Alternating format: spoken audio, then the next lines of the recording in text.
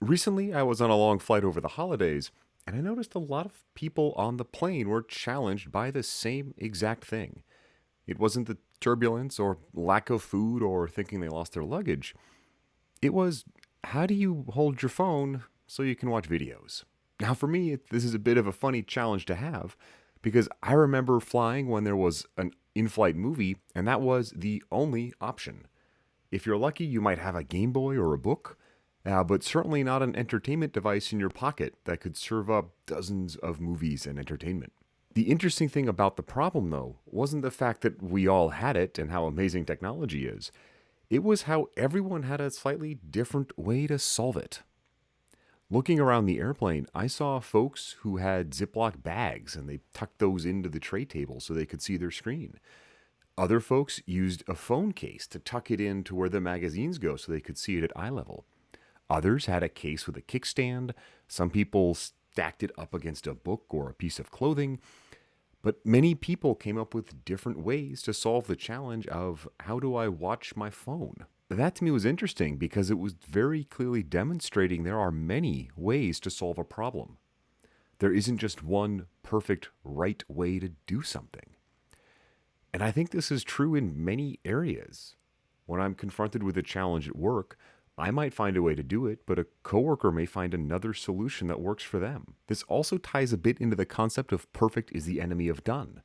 If we can find a solution that completes the task well enough, we should accept it and move on. We shouldn't struggle and fight to find the perfect solution to the thing.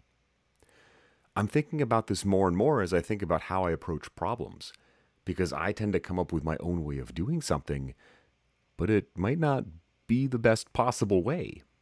Again, it might get the thing done. I might be able to watch my screen, or maybe I put the gutters on my house and the water doesn't come inside, but there's other ways to do it.